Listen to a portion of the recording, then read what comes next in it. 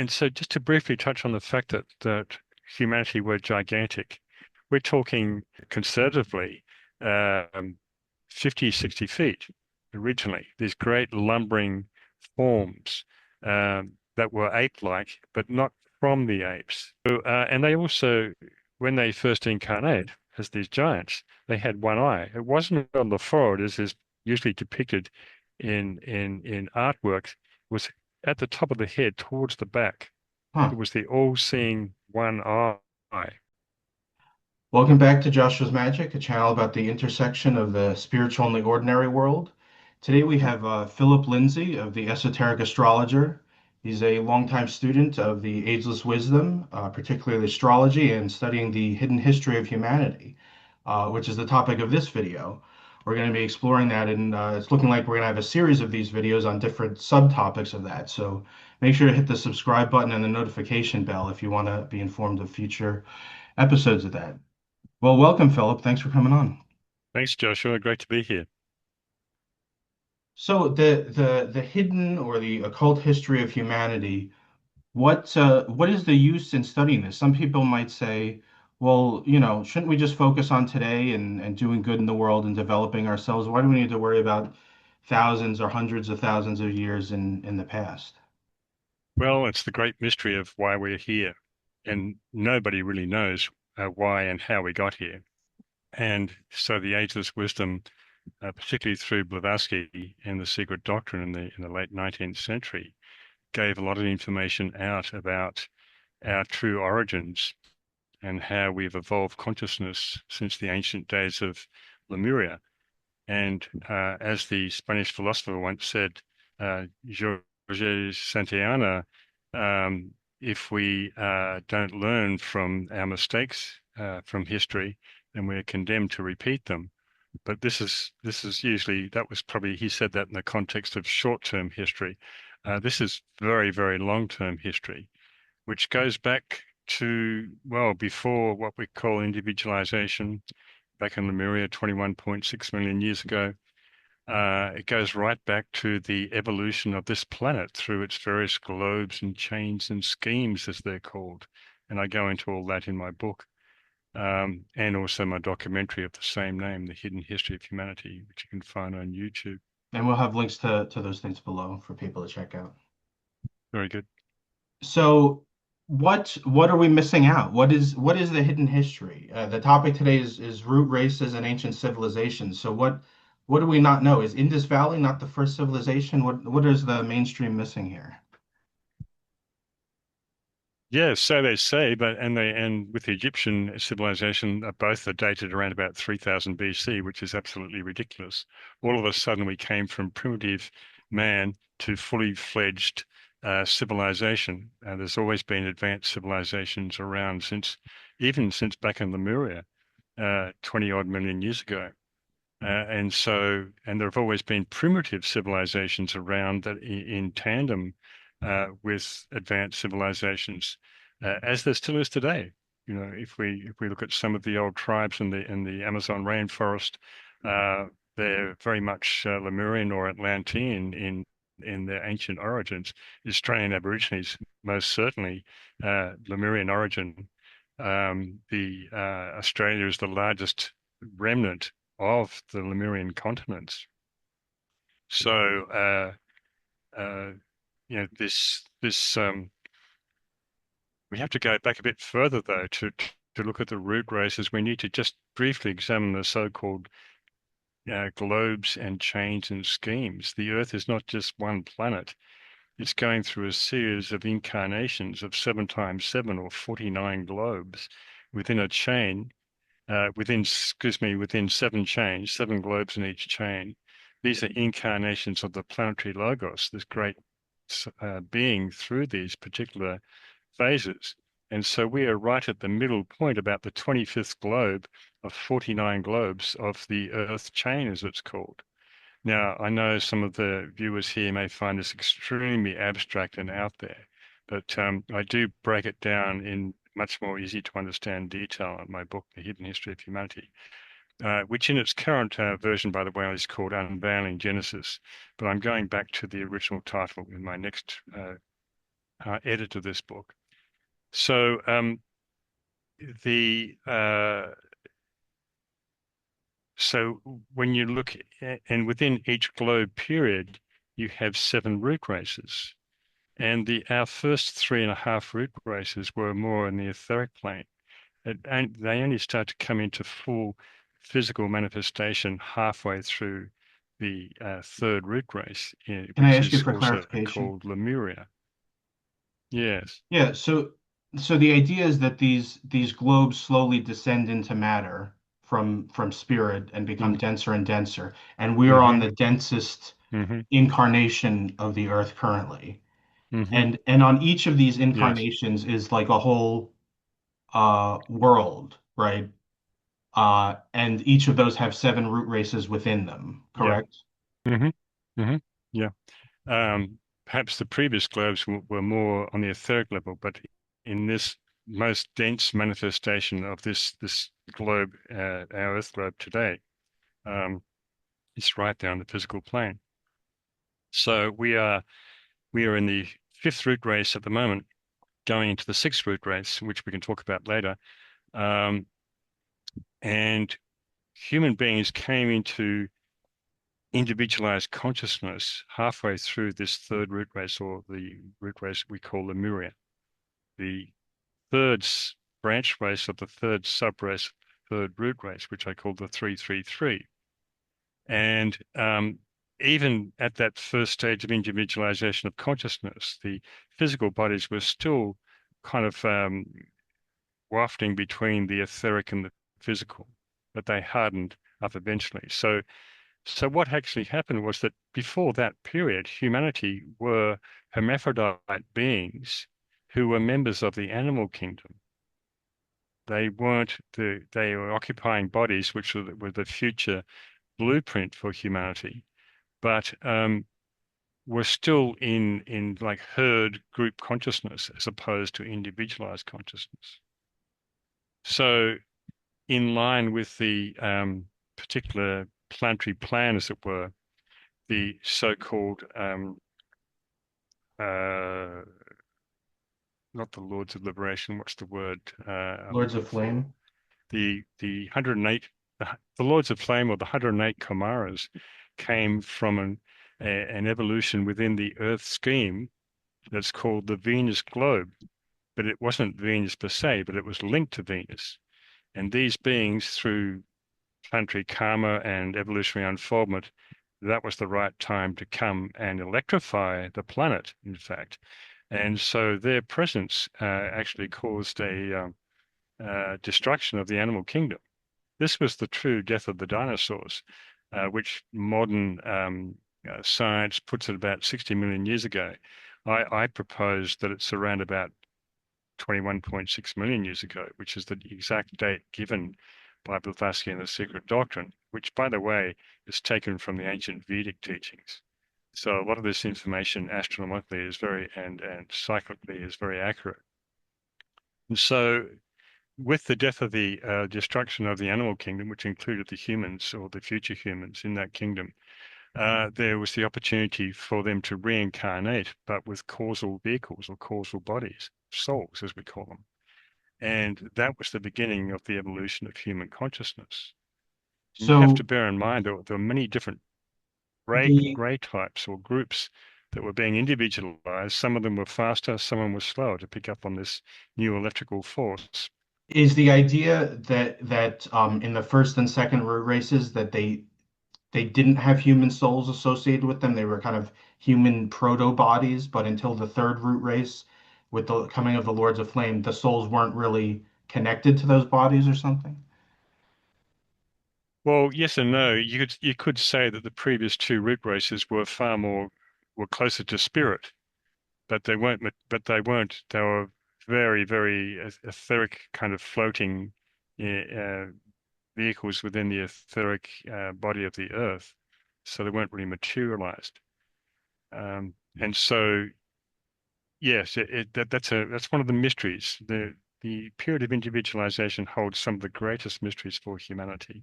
And that's why it's important to understand, because the whole history of the earth can be understood almost entirely from what we know about the individualization process. So uh, these beings were all on different rays. Like we have the science of the seven rays, which is part of esoteric astrology, and these newly individualized beings, which I talk about on the different ray groups. Some of them were 25% of one ray, and some of them were 75% of another ray. Um, all were what we call Earth chain humanity.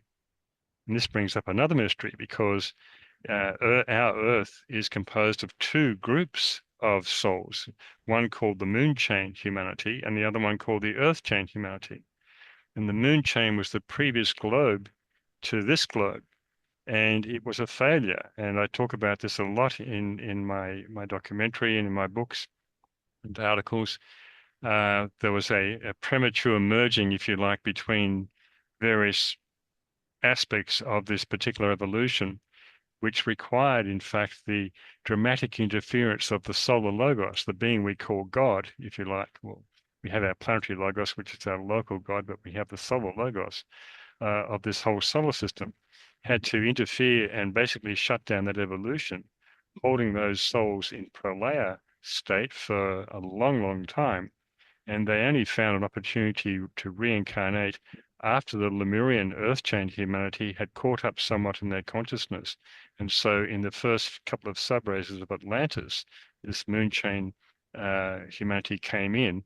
And so we are the blend of two evolutions, and which is coming to a point of equilibrization at the moment, and particularly in the sixth root race we're going to go into, because the Lemurian earth change cells, which were much younger, mentally speaking, have caught up a lot with the more advanced, mentally advanced moon change cells. And so one example I give of these two evolutions is that the one we call the Buddha individualized on the moon chain, and the one we call, who holds the office of what we call the Christ today, individualized on the earth chain.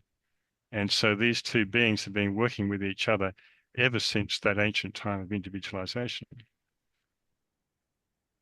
Interesting. Um, Uh, can we talk more about what root races are in particular for the to flesh that concept out for people? hmm.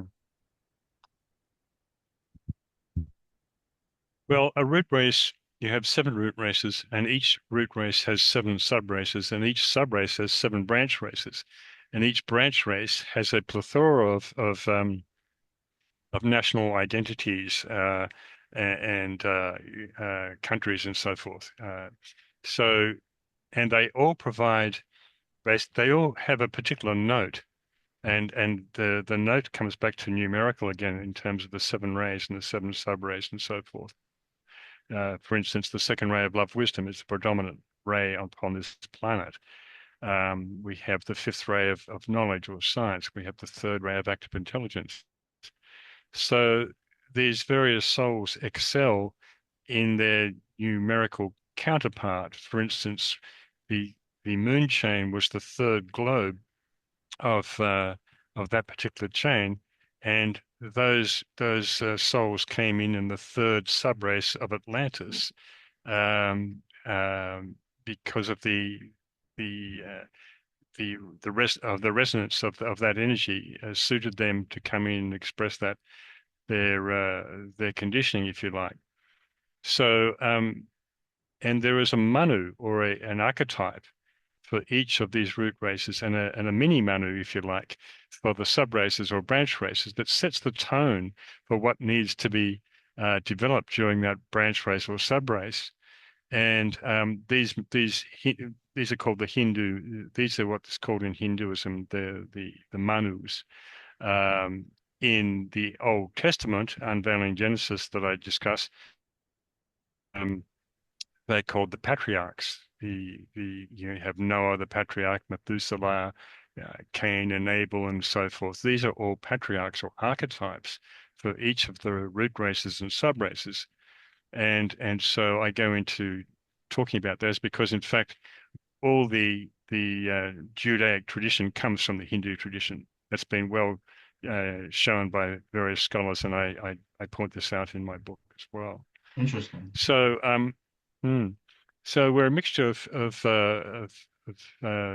two evolutions, which is quite unique within the solar system, apparently. No, conditions of what they call misery and distress and agony is a word that's been used, have not existed on any other planet within our solar system, but they have on Earth. Interesting, huh? So we are working out some Interesting is very one old word. karma I'm here. sure there's a lot more harsh words people would use. Yes.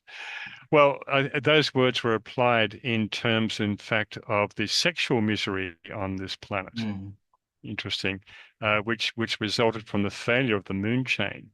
And we're talking about sex at a cosmic level, but we're also talking about sex at the physical level for in terms of humans. And this so-called sin of the mindless occurred in the early subraces of Lemuria, where the newly individualized humans, who were gigantic bodies, by the way, um, mated with animals. The point of this resistance was the lowest base chakra at that time.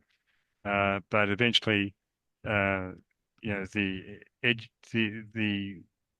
newly individualized humanity had spiritual guides who were guiding them and teaching them, for instance, about how to build houses, how to fish, how to do agriculture, and that kind of thing. And these beings were incarnate as leaders or kings of various communities. And this went all the way through Atlantis, which was far more advanced much later on, too. This concept of royalty, if you like, of spiritual royalty, of the guides of the race, And that's where we much still have this distorted in concept more of the recent divine right times. of kings coming from, right? Yeah, yeah, exactly. Much distorted and abused in recent centuries, of course. And even all the way through Atlantis, if you read some of the stories in the Bible, the Old Testament in particular, and all the antics that they all got up to, it's quite incredible. You know, the some evil king here and you know, some other one there. So, and and so just to briefly touch on the fact that humanity were gigantic, we're talking, hmm, I mean, what's the word, conservatively, um, 50, 60 feet originally, these great lumbering forms that were ape-like, but not from the apes, because the later mating of humans with animals and various monsters actually created the apes. That's one of the key factors I bring out, that Blavatsky brings out in The Secret Doctrine, which I discuss in my book and video. So these great lumbering forms, still etheric physical, with the etheric and physical not so well coordinated, gave rise to the first yoga, Hatha Yoga, which helped to bring about the coordination of the physical and the etheric, and which led to the first initiation of that time. There were groups taken before the initiator for initiation as a result of their labors uh, and what they were being taught by these guides of the race. So, and there are many other stories within stories within stories just within that, and I cover a few of them in my book. So, and they also, when they first incarnate as these giants, they had one eye. It wasn't on the forehead, as is usually depicted in artworks. It was at the top of the head, towards the back. It Huh. was the all-seeing one eye. And then eventually, so this individualization period started about 21.6 million years ago, and it took about 3 million years for the individualization process to finish, which was about 18.5 million years ago. And this represented the manifestation of manas or mind, and the the basically almost 100% seeding of mind within Earth chain humanity, as we call them. And this soon thereafter, about 17.5 million years ago, was the founding of the first spiritual center on the planet called Shamballa, through which the Lord of the World, or Sana Kamara, acting as the personality expression of our planetary logos, was anchored. And that first center was in South America, which was part of Lemuria at that time.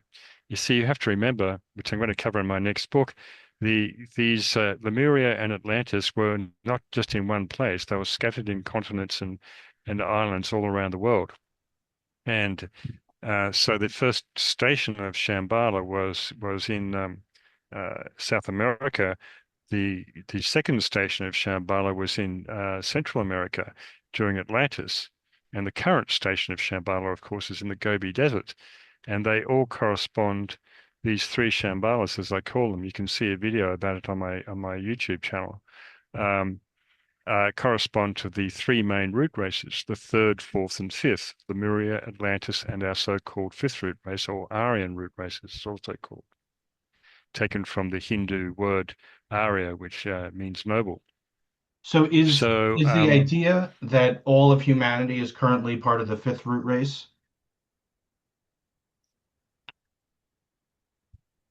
no, not all of not technically. Um, most of humanity has fifth root race consciousness, but the Asian races have a separate evolution still, and many of them have fifth root race consciousness, particularly Japan, Korea, and now China, all these Asian powers that have emerged in the last century. Um, and so, but essentially they occupy Atlantean bodies, Hmm. and they actually have a separate supervisor, or what we call Manu, as I said before, that looks after their particular destiny and karma. But of course, eventually, the planetary plan is for the merging of the eastern and western hemispheres. That will be a merging of consciousness and of cooperation, and that's occurring now. That's actually really accelerated in recent years, of course, with the rise of these of Korea, China, Asia, Japan. So so our main root races today, the archetypes for them emerged back in late Lemuria, early Atlantean times. They have their origin there, such as the Egyptian um, race, the Phoenicians, the Greeks, and so forth. And I trace that through the book as well. So one subrace of a root race numerically gives rise to the next root race. So for instance, the fourth subrace of Lemuria, or the third root race, or what I call 3.4, is the seed for the fourth root race. And that seed, that fourth subrace, was during the period of individualization, which spanned 3 million years, as I said before. Likewise, the fifth subrace of the Atlantean root race, which is the fourth root race, or 4.5, was the seed for the fifth root race. And now in this fifth root race, we've got to the 5.5.5, fifth branch, fifth sub, fifth root, which is exemplified in Europe, Britain, Germany, Scandinavia, is now going into the 5.5.6, the sixth branch race of the fifth subrace of the fifth root race, which will be the seed for the sixth subrace of the fifth root race, which will be the seed for the sixth root race per se, which will be coming into, which is gradually coming into incarnation in the next 25,000 years, and it will be based in what we now call Brazil. But it will be a much bigger area than what Brazil is today. So we What go is full the circle to the original Shambhala in South America again too. and what is the idea of what quality the sixth root race will be about? Intuition, direct Hmm. knowledge, divine reason.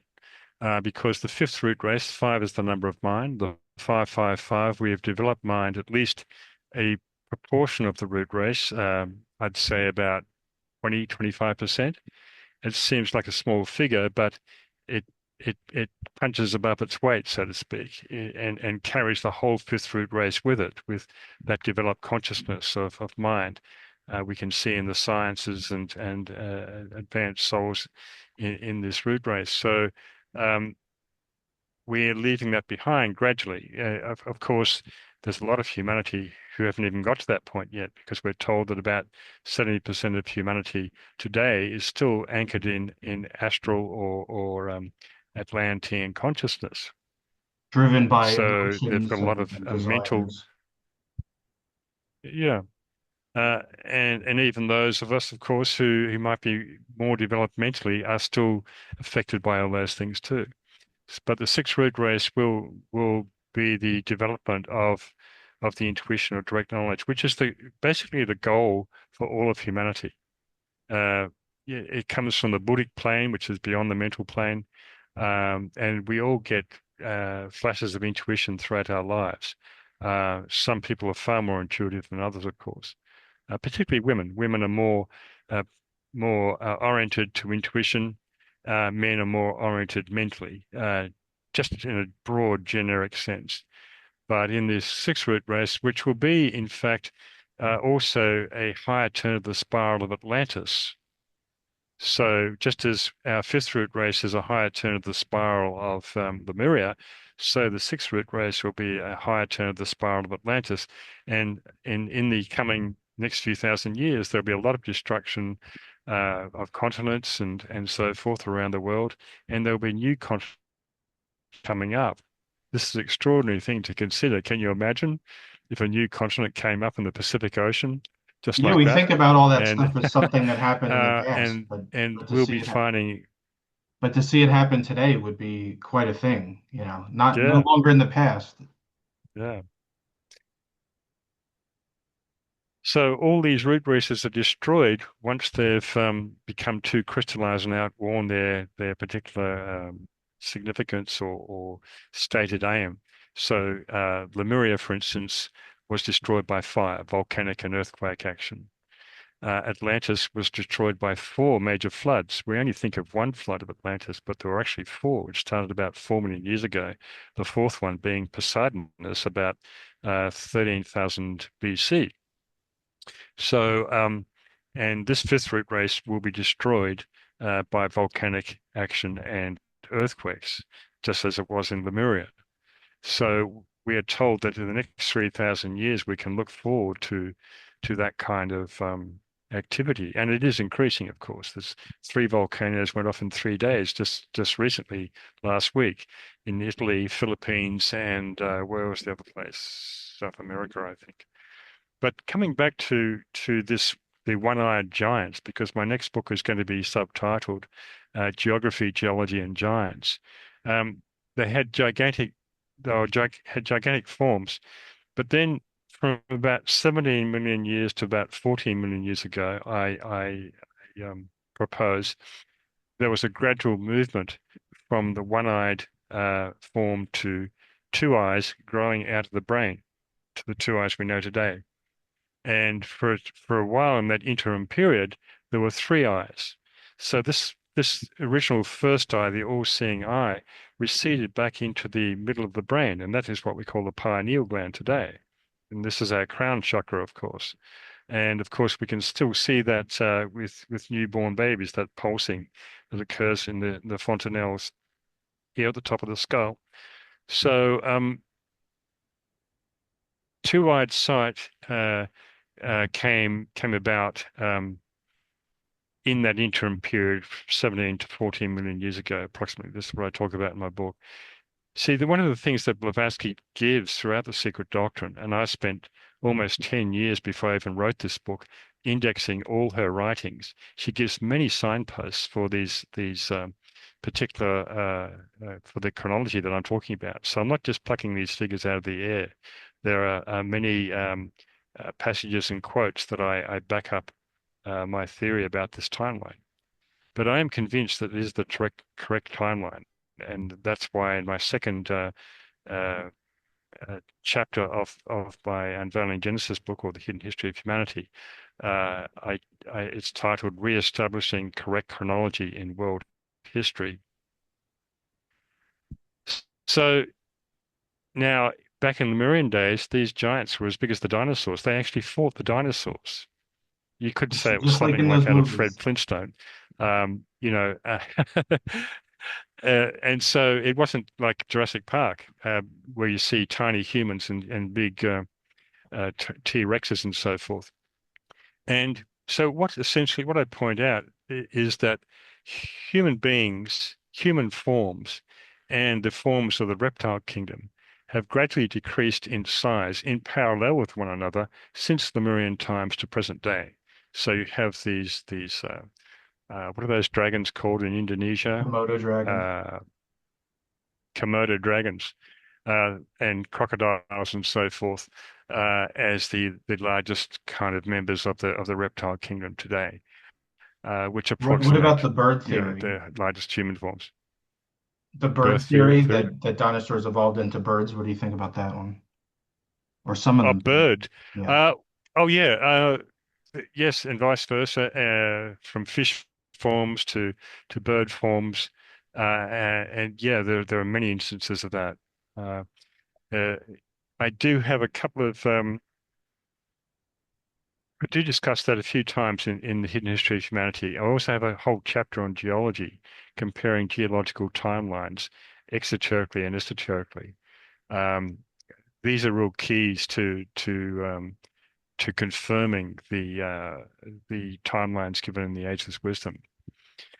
So so then in the first couple of subraces of Atlantis, the moon chain souls came in, and they were living in different places around the world and were aware of the Earth Change souls, the Lemurians, and they fought with each other at different times. And there were major diseases, like the first major disease for humanity was syphilis. Hmm. And that goes back to the fact that the interbreeding of humans with animals, where the guides of the race struck them with sterility, because it was not part of the evolutionary plan. It was like, oops, we have to fix this, um, and um, and so uh, they were the first apes that were created, or the ancestors of of today's apes, and yet the same mistake was repeated in later Atlantean times, many millions of years later, when humanity had far more evolved consciousness. They still they repeated the mistake. And so I have a whole chapter uh, and pictures of lots of different apes and monkeys in my book that go through this fascinating part of human history. And it's an interesting thing because there's still the main scientific theory on the planet is that humans came from apes when it was actually the other way around. We created the apes. What And is we are told by Blavatsky that the orangutan is the probably the most human type of ape that exists today as a reminder of that transgression.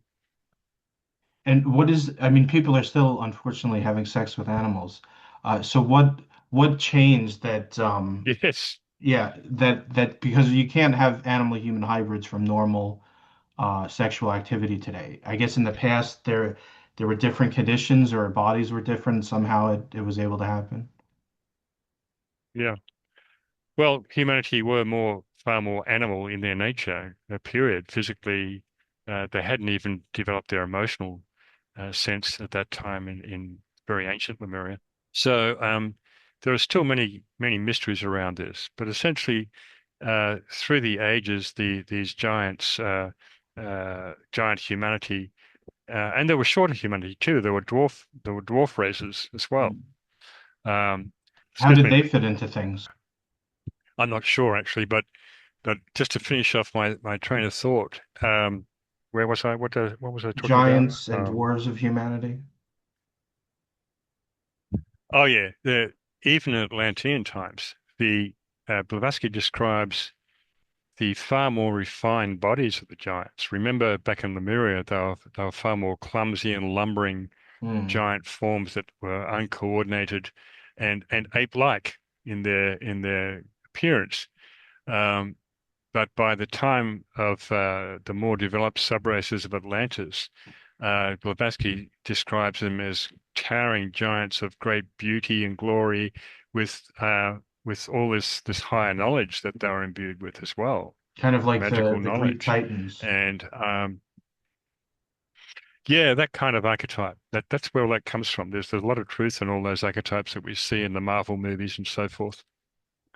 So uh, so we're spanning incredible spans of time here with and so much evolution which takes place within that. We can't cover everything, but essentially the Atlantean race, uh, due to the influx of the moon chain humanity, reached great heights of advanced civilization, as did the Lemurian root race as well at one time. These are both told by Blavatsky and also Alice Bailey with her in some of her books that the Tibetan transmitted to her. The Tibetan transmitted most of the material to Blavatsky, by the way, the one we call Dwarves Cool, the Tibetan. Yeah. Um, so there are a lot of abuses of power uh, leading up towards the middle of the Atlantean root race, the 4.4.4 is called, fourth branch, fourth sub, fourth root race, that led to the Great War of Atlantis, which the Mahabharata is the story about. There are probably several Mahabharatas after that, but this was the main one. This was the deepest incarnation, not only for the fourth globe of the fourth chain, but the fourth root race, the middle of the seven root races, into matter. And so the forces of materiality versus the forces of light, that eternal battle that is still going on today, that took place. And that's where the apparently the Buddha and the one we call the Christ um, met in a fourth ray ashram, the fourth ray which rules humanity, and took the third initiation. The Buddha was ready for the third initiation, apparently, on the moon chain, but didn't have the opportunity to take it. So there was the start of the blending of the two evolutions of the Buddha and the Christ in the same ashram, taking the third initiation. And it also goes to show how fast Earth chain, some of Earth chain humanity evolved. The Christ being equivalent to the Buddha's evolution at that time. And so they've been working together hand in hand ever since then. Uh, and we're told that the Buddha will leave the Earth chain evolution very soon, and the Christ will take over his role uh, when he departs. It has already started to take over his role, actually. We are told in 1965, I think it was, or 66, that he assumed the mantle of the Buddha, some of the vehicles, if you like, of the Buddha. So we're gradually crawling forward with missing out a lot of detail, but getting in some major details between the Lemurian and fourth root race or Atlantean evolutions overlapping each other. The Lemurian root race, uh, was destroyed about half a million, no, excuse me, yeah, about half a million years before the Atlantean root race more or less took over. And yet we still have tribes and so forth in Lemurian bodies in this 21st century. The Australian Aborigines, one being one, the Vedas, we're told, of Sri Lanka, and some of the African Bushmen. So we are looking at some very ancient things. And of course, Africa was, in exoteric science, is supposed to be the birthplace of humanity. It certainly was one birthplace of humanity, and of course that is one of the major continent where most of the apes inhabit, and so it was a big part of Lemuria.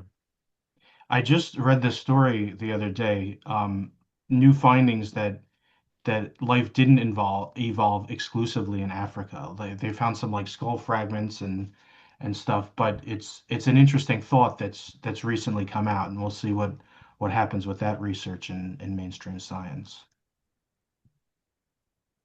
Yeah, it's a good point because if you look at the orangutan and all the apes in Indonesia, for instance, in Borneo and so forth, um, and this is where we come back to the continents because the Lemurian continent extended from Madagascar, southern part of Africa to that we know of today, right across to Australia and Australia right across the Pacific Ocean to South America at various times in its millions of years evolution of sinking and breaking off and all that kind of stuff.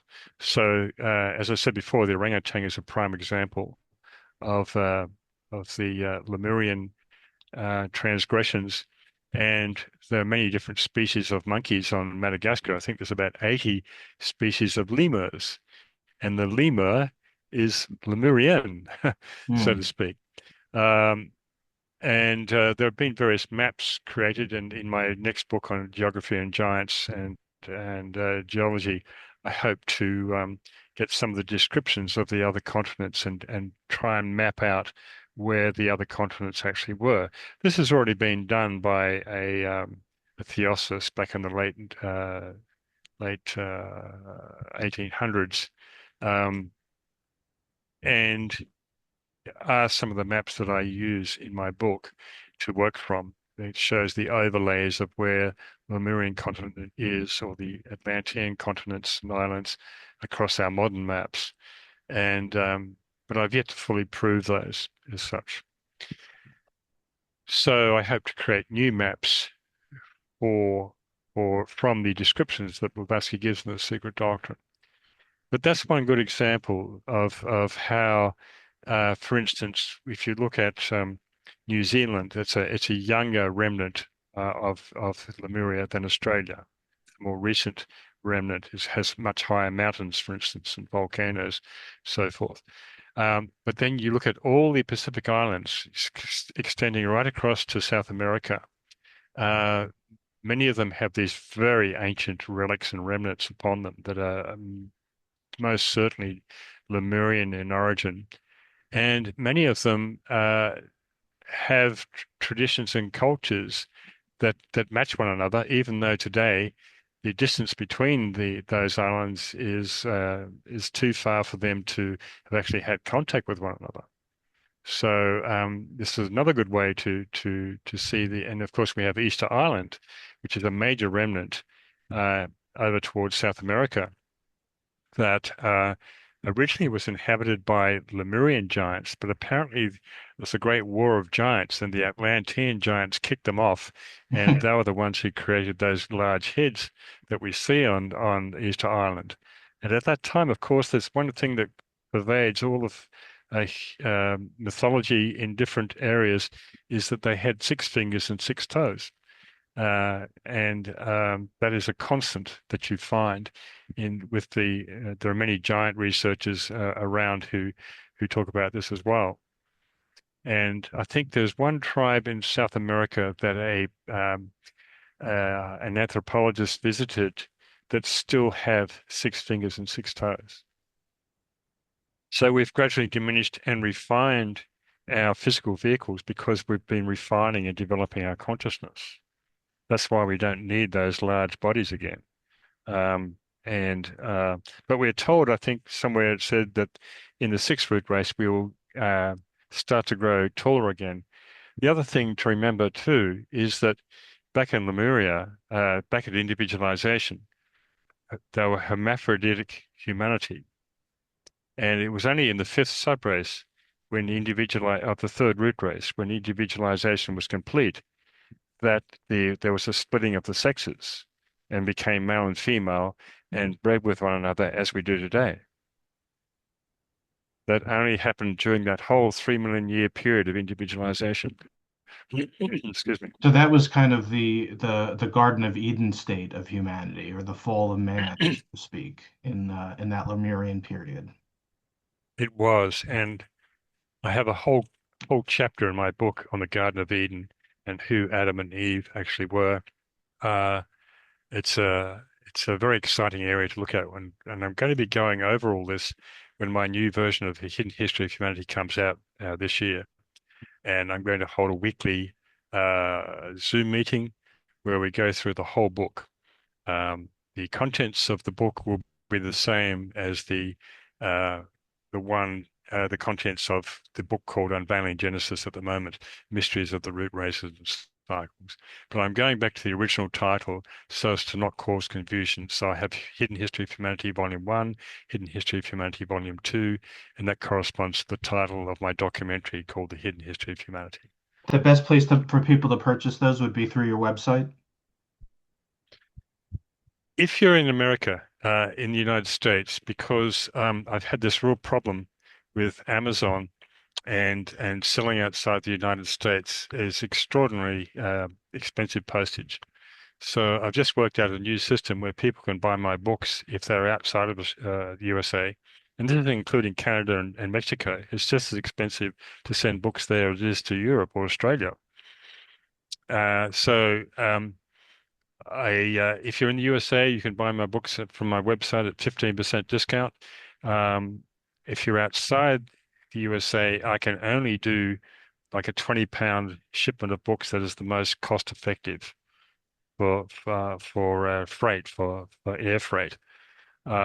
Unfortunately, this is partly because Amazon has a monopoly and big control over the U.S. Post Office, USPS. Well, anyway, Philip's website, Esoteric So Astrologer, is yeah, in the description, so reach out to him there if you'd like to purchase his books. esotericastrologer.org. I'm soon going to go back to my Hidden History of Humanity.com website, but I haven't built it yet. So everything you can find for both subjects is on my one website at the moment. After the Mahabharata, the Great War was fought, we are told that the Master Dwarf Cool mentions this through Alice Bailey that the hierarchy or the Masters of Wisdom, the guides of the race, had to withdraw from humanity because essentially the forces of materialism won.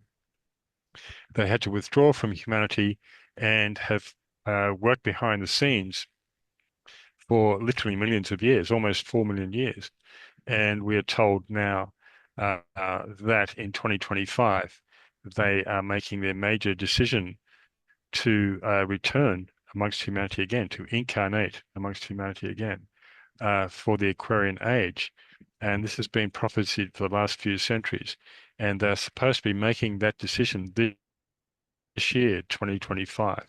And I suspect in these first three festivals of Aries, Taurus, and Gemini, we're in the Gemini festival right now, approaching June the 11th, that decision has been made uh, for when they will reappear. And it could be in the next few decades, and it might be sooner than later, depending on world conditions, because we're absolutely in an outer crisis at the moment, of course, um, with many threats to humanity. But at the same time, these guides of the race are asking humanity to step up and to do it for ourselves, so to speak, for not them not to come in and have to rescue us. Yeah, that brings me to a question. What is the difference, or what will be the differences between when the masters walked with humanity in Atlantean times and now are making plans to come back? Because, there are two different root races, there's different qualities. What are the differences in this externalization? So much to cover here, because one thing I forgot to mention in during Atlantis, I mentioned the advanced civilization. They had these amazing cities and technologies that were gifts by the guides of the race to humanity. I believe that Vimana or the UFOs have been around since that time, in fact. Many of the ones that we see are actually have been made here on this earth and exist within this earth, not just from outer civilizations. So, and now humanity has evolved their mental consciousness to the point where we're rediscovering a lot of the technologies that we were given and also had taken away from us, like a child who plays with matches back in those times. For instance, the science of sound.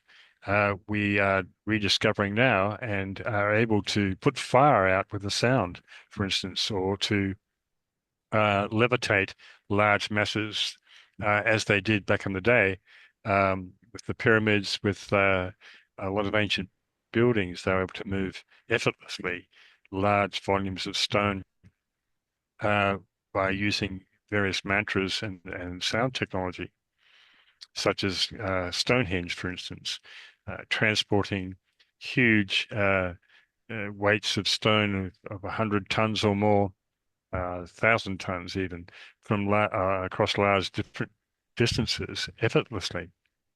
So we are rediscovering all those, and we are running the same risk of playing with matches or playing with fire again in terms of our abuse of these technologies that we've rediscovered for ourselves.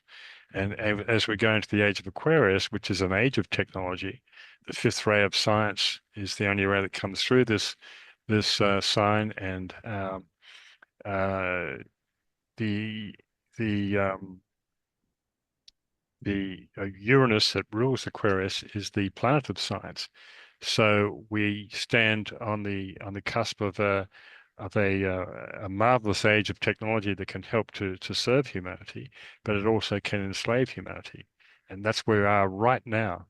So it is possible that in the next 10 years we could get a peak or a stimulation from one or several members of the hierarchy, maybe even the Christ himself, um, to as a word of encouragement and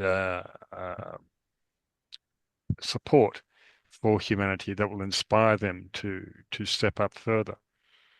I do discuss this in recent newsletters that you can sign up for, subscribe to, where I talk about Neptune entering Aries. Neptune is another name for the one we call the Christ in the West, and Aries is the sign of the Lamb, which is also related to this being. So Neptune going through Aries for the first time in 164 years between now and I think 2038 may bring some kind of appearance or stimulation to humanity at this dire time. We are at the same time now as we were just before the Great War in Atlantis. And the First World War, Second World War are part of that recapitulation of that period.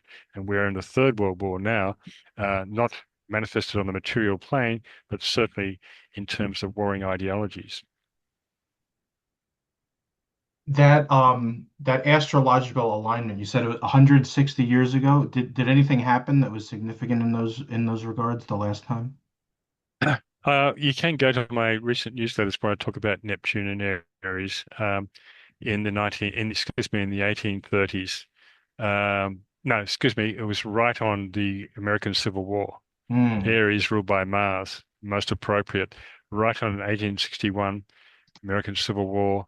Neptune had been in its own sign of Pisces just before that.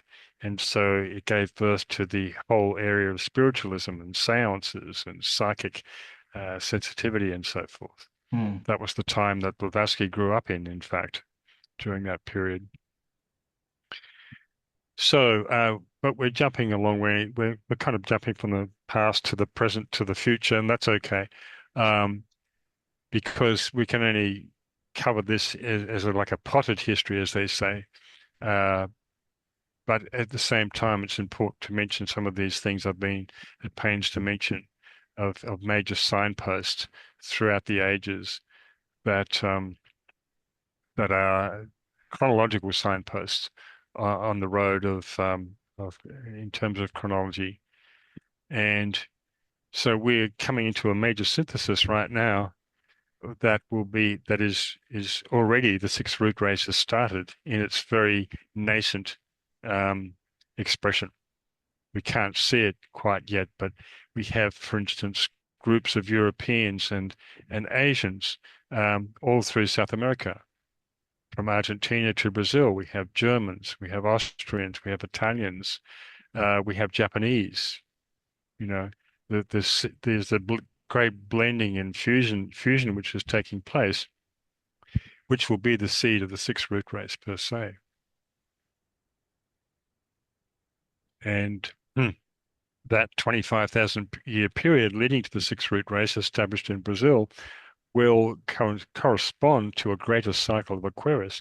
We have the 2,160-year cycle of Aquarius, but we're also entering into a greater 25,000-year cycle of Aquarius, which has only happened when the two cycles coinciding for the first time, no, excuse me, for the seventh time in the history of the fifth root race, which is essentially in its nascent period started almost 4 million years ago. because the if you look at the characters of the Mahabharata, the sons of King Pandu, Yudhishthira, and all the other brothers, they're all the subrace Manus of the fifth root race. And so, and that was the time of Noah's flood. That flood came soon after the Great War and destroyed just about everything on the earth. Um, People were was saved on the mountaintops of many different countries. And in fact, this is where Noah, who was the Manu, or the patriarch for the fifth root race, did actually exist. And although the ark is a symbol for many other things, I think it was actually built. And so the animals going on board two by two is actually an allegory for human beings who are being saved. No doubt they saved animals as well, but it was a rescue mission to gather up all the remnants of humanity who were both Lemurian and Atlantean. And as I talk documentary in my book, uh, this Manu or Noah, Nua, or other names similar to Noah in other traditions, took them back to somewhere in the Himalayas and created the new fifth fruit race, which were released, as it were, um, into India, into northern India, about just over 1 million years ago. And that's the first subrace of the fifth root race. And that is the foundation of all the Western root races that came after. And so about 200,000 years later, about 850,000 years ago, the second major flood of Atlantis occurred. And this was also the birth of the second subrace of the fifth root race, which was the Egyptian subrace, which went for many hundreds of thousands of years. They were the preservers of the ancient Atlantean initiates. And they have their parallel as well with the Mayan civilization. Obviously, similar technology, similar art, and what you see in Cambodia at Angkor Wat and places like that. So, because ancient India extended as far as Cambodia in the east, right across to Iran in the west, and right up into the beyond the Himalayas in the north, and extended south, in fact, to beyond Sri Lanka in the south. Sri Lanka, of course, and parts of India were before that parts of Lemuria. Sri Lanka is an ancient remnant of Lemuria. Hmm. Very interesting, but it was also part of the Atlantean period later on, and it was part of the ancient Hindu epic called the Ramayana. We have the monkey god Hanuman. Hanuman. So again, another interesting connection to monkeys and humans. Yeah. So so many times I see people doing reports that they've found Atlantis, which is always amusing because there are so many people who still think Atlantis was just in one place, when Hmm. in fact it was all around the world. But the primary area of Atlantis was the middle of the Atlantic Ocean, was in fact the eastern half of the United States, Central America, of course, where the Mayans were based, parts of South America, and some of the and but those land masses and large islands broke up over a period of time. So we had in later Atlantis, we had the two islands of Dacha and Ruta, where some of the giants were um, uh, still occupied. Um, and some people think Atlantis extended right through the Mediterranean. Uh, there is some truth in that, but really that the Mediterranean and countries around the Mediterranean were really uh, outposts of Atlantis, of the main parts of Atlantis. So the Greeks, of course, had a lot to do with that. They have got a strong connection to Atlantis, but they are essentially one of the founding um, nations of the fifth root race, and of course, democracy. Yeah. So there's a lot there. I think we covered the root races pretty well. Do you have anything to say on the seventh root race? That's much further away than the sixth root race. Well, we can only speculate. I think Blavatsky says somewhere in the Secret Doctrine that at that point we'll be able to raise the dead to life. They're already doing that now, or trying to, but close to it probably. So that's a long way away because it is said the Tibetan mentions in one of his books through Alice Bailey that um, the sixth root race will evolve for about 10 million years. It's going to be twice as long as the fifth root race, which was about 4 million Hmm. years. So we can, and this is the point I was trying to make before that I'd forgotten to make, was that we have gone from hermaphrodite to two-sex beings, and in the sixth root race, we'll become hermaphrodite again, physically and in consciousness, which is interesting, isn't it? Yeah. Hermaphrodite, of course, is Hermes and Aphrodite, Mercury, the intuition, and Venus, which is the mind, esoterically speaking. So I could hardly speculate about what the seventh root race would be in that respect. Um, there's often a goal that is set by the guides of the race to achieve certain outcome, and we may achieve uh, what is set out in the sixth root race without any need for going into the seventh root race. For instance, um, we are told that Venus, which is our sister planet or our higher self to Earth, finished its evolution uh, in a shorter period of time than was allocated to it. Hmm. And this relates to the science of initiation, which has certainly been initiated on this planet because of the fact that we fell behind in our moon chain evolution.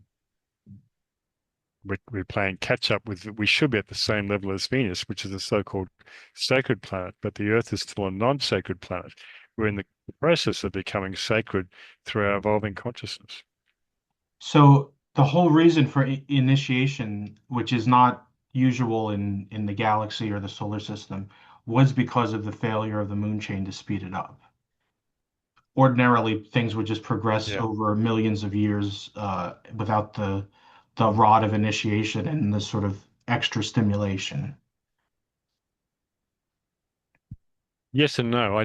Yes, because in terms of what I know about our Earth chain evolution and the moon chain, but I don't know about the solar system as a whole because it was tried on Venus, but I'm not sure why it was tried on Venus that led them to their faster uh, achievement. So, but the whole solar system is in effect waiting on Earth to get its act together. Because once we do, in fact, it is said that esoterically we are already a sacred planet. It's just a matter of time to see that play out. Because we're at this halfway point of evolution that I mentioned before, which is about in this Earth globe period. This fourth Earth globe is about 2 billion years. We've got an allocated 4.32 billion years, but we won't see that. We'll have achieved what we need to achieve before that time has elapsed. So I try and lay these chronologies out in a linear way for the Western mind, but of course, time is not linear. It's spiralic. So that's why all these Yuga cycles overlap each other. We are in the Kali Yuga of the fifth root race now. At the time of the destruction of Atlantis, we're in the Kali Yuga of the fourth root race. But already the golden age of the Satya Yuga has begun for the sixth root race in its very nascent form, of course, but it's already begun. It's overlapping the Kali Yuga cycle of the fifth root race, the Satya Yuga, or the golden age, as it's called in Greece, the sixth root race. And so likewise for the branch races, sub races, and root race, there's a spiralic overlapping of them that corresponds to the spiral of time. And this is why we're getting now into this age where people are becoming more aware of the illusion of time, of transcending time. Uh, and this is a very exciting development.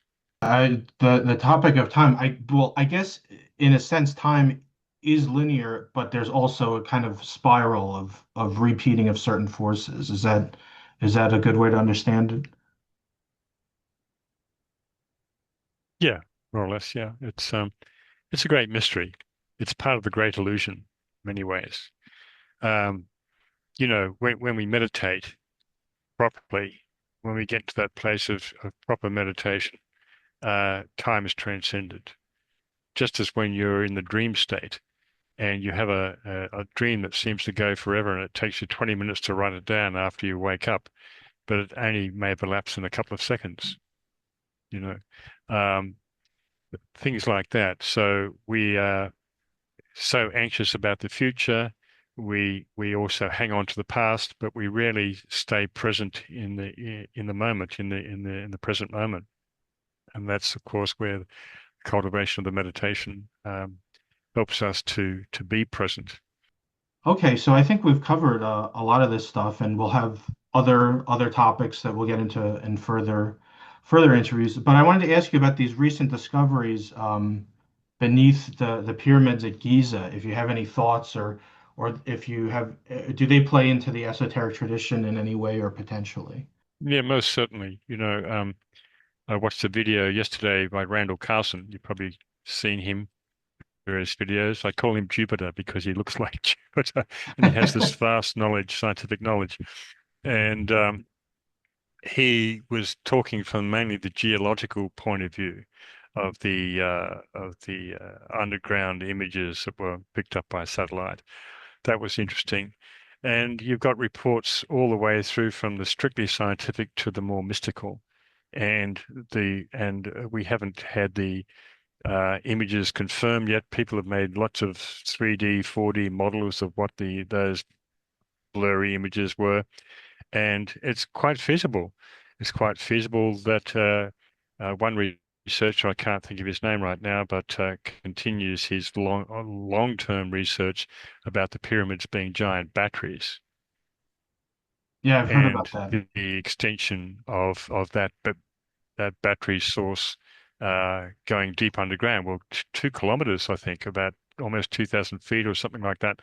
So that's quite feasible and feeding off the is it the electrons being in the rocks being activated, uh, creating being a source of energy. All these theories are very feasible, I think. Um, as far as the esoteric tradition goes, there's two things. One is that the Hall of Records of the ancient esoteric library is supposed to be under the Sphinx somewhere in some underground chamber. There are chambers and tunnels going everywhere through all around the world, of course, and everywhere around the Giza plateau, it is said. The other thing is that one of the masters of wisdom, the master Serapis, uh, is actually based in Luxor somewhere. Of course, he might be your next door neighbor. You may not even recognize him, or he might live underground. I don't know. Various of the other masters live based in different parts of Europe, such as the Master Hilarion in Crete and so forth, Master Jesus in Syria.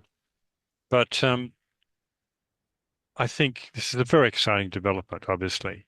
And a lot of people have been doing some very serious work on the pyramids and lots of videos, getting into scientific examination of various relics and how they were actually made, the mystery of how they were made with very sophisticated tools and so forth.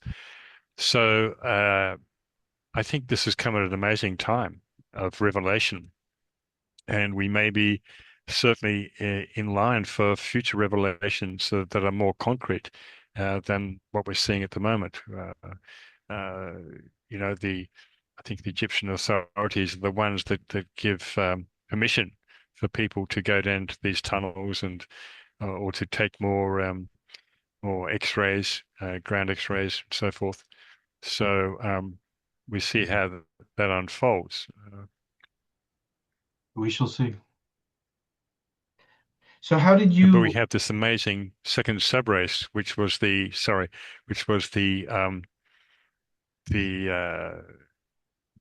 the preserver of all the Atlantean sacred knowledge. And anyway, yeah. So sorry, your next question was? Oh, yeah, I was just going to move on and ask, how did you get into this work? I think you're the only person I know of in the esoteric spiritual circles that's really heavily focused on the sort of the hidden history. What inspired you? What led to your journey into this subject? Essentially, after I woke up after my first sudden return and changed my lifestyle radically overnight, got into the teachings, started studying astrology, and it led me about in the 1990s. I read The Secret Doctrine. I read a lot of Blavatsky's works, a lot of Alice Bailey's works. Um, and I think there was one quote in esoteric astrology where the Tibetan gives the date for the time of individualization. That really piqued my curiosity because he gives the 21.6 million year period of the start of the beginning of individualization. And that led me to indexing all the Bailey books and all of Blavatsky's books over a 10-year period of time, looking at all the references to root races, to dates, to chronology, to yugas, to cycles. Um, and after about 10 years, I put all that back into my computer and I bought out the first version of my Hidden History of Humanity in 2005, which has gone out of print now. And in 2017, I brought out Unveiling Genesis, which is a very thoroughly updated and revised version of the 2005 version. Don't buy the 2005 version, by the way. They sell it for ludicrous prices on Amazon. Uh, it's out of print and it lacks a lot of refinement, really. So, and I'm sure this is, for me, when I'm in this work, I just know it's part of my dharma to investigate that. I feel a great affinity with previous historians such as Herodotus, who Blavatsky refers to frequently in The Secret Doctrine, and maybe I was involved with all that kind of stuff before. I called it Unveiling Genesis in this version because the Blavatsky gives this very tasty hint that the history of the human race is held within the first six chapters of Genesis and in a later chapter of Genesis, chapter 25. I thought, wow, okay. So in that book, in that volume, I have two books within that volume, book one and book two. Book two is a line by line um, analysis of those first six chapters of Genesis and what they esoterically mean, with uh, many quotes from Blavatsky who explains that. The Secret Doctrine is a very impenetrable book. It's frustrated scholars for years, and it's been deliberately so. There are many veils in the Secret Doctrine.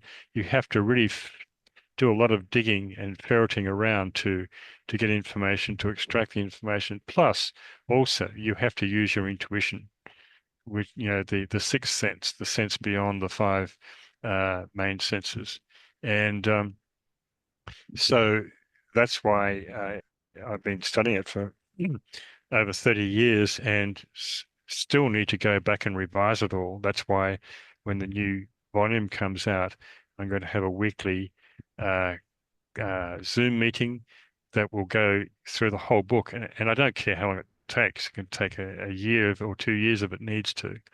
I want to take everyone on that journey through human evolution and try to I won't be able to answer every question because there's a lot of stuff I still don't know, but I think it really will consolidate what I've already been doing and also, of course, disseminate it to a wider audience. All right. Well, people can sign up on your website if they want to keep their eyes out for that. And thank you for sharing about your journey. Yeah, Tim, sure. On my website, there is one of the tabs on one of the headings on the menu says Nations and History. And if you scroll down to a heading called Hidden History, Hidden Human History, I have a lot of links there for essays and articles and videos and so forth that you can read. Plus, if you go to my YouTube channel, there's a lot of material there as well. Um, yeah, that's at esotericastrologer.org, and a lot of resources there. All my newsletters for the last 25 years you can find there as well. But you can also go to the bookstore and buy all my books, which it's about 14 or 15 books I've got at the moment that are listed there. And as I said before, you can buy them on if you're in the USA from this directly from my website, shipped out from California to anywhere in the States. But if you don't want to buy in bulk shipment, then you can buy my individual books on Amazon at a cheaper postage rate to Europe or somewhere like that. But don't buy them from Amazon in Europe or in Australia or anywhere because my books are all charged double price, and I've got no control over that, unfortunately. So anyway, I'll be keep giving updates on this whole availability of books outside of the USA to people who want to get my books. Sounds good. And in my newsletter, my monthly newsletter, I can give updates about the new titles coming out and the seminars that I intend to hold for those. So for the final question that I ask all the people in the Ageless Wisdom teachings, what aspect of the plan or what facet of it do you sense needs to have more light shown upon? It's a very deep question. I think as we go into the age of Aquarius, which is all about um, like-minded groups coming together, uh, part of it is to realize that you're not alone and helpless uh, in this current world situation, to find groups of like-minded people that you can work with either on the physical plane or digitally online in groups and things like that, uh, because that will be a real coalescing energy that will bring people together and empower everyone. So that's one thing. And I sense since 2020 when we had all the lockdowns and so forth, so many groups came together online to support one another in physical communities. Uh, and to me, that was the true, what's the word, spontaneous expression of the quality of Aquarius, the sign we're going into for the next 2,160 years.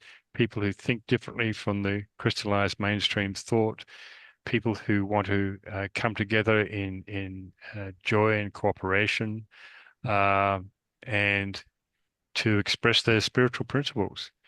And so that's what we're seeing right now. And so it's something written down about that. Recognizing our fellow travelers upon the path is part of that, and to hence be able to put our spiritual aspirations into concrete material expression rather than just being up there some. Uh, that is the key thing, and to be aware somewhat of the fact that the hierarchy exists. They made themselves known through Blavatsky and Bailey in order to inspire humanity, even though it created a lot of glamour and so forth at the time. Uh, it was to encourage and support humanity in a sense that you're not alone. You're being guided. There is a planetary plan. There is a planetary purpose within the mind of the divine, within the planetary logos of this planet, in the greater scheme of things of the entire solar system, and that we have a far longer history that explains why we are here. We are actually here to redeem this planet, to um, become liberated. As each person becomes liberated on this planet, it's another light going off within the body of the planetary logos. that will lead to that being's initiation and liberation on that level. And therefore, in the wider scheme of the solar system, for the solar system to move forward in a great leap. In fact, when we look at the original seven solar systems, which is where I usually start with these kind of talks, um, the which is composed of the Great Bear, Sirius, Betelgeuse, Draco, and other well-known systems. The This solar system is regarded as the as yet unawakened heart center. Interesting to contemplate, and we are a second-ray love wisdom solar system too, in this particular incarnation of this solar system, the second of three. So that's a long story too, very esoteric, but and hence it comes back to humanity expressing that opening of the heart as well, of course. All right. Well, thanks for that. Thanks for coming on. And if you made it this far, please leave a like on the video. It really helps out the channel to grow. And share this with somebody. That's another way that helps the channel grow. And subscribe for more interviews and for the furtherance of this series. And make sure to hit that notification bell. Is there anything else you wanted to plug, Philip? You said a bunch of those a few minutes ago, but is there anything we missed? I don't think so. I think that's a good Okay. note And to we'll have finish on, links to, talking to that about kind the of opening of the stuff in the heart. description. Yeah, and we'll have links to that stuff in the description. Uh, Thanks for coming on, Philip. It's been a great talk, and this is Joshua's Magic. Most welcome. Yeah. May the force be with you.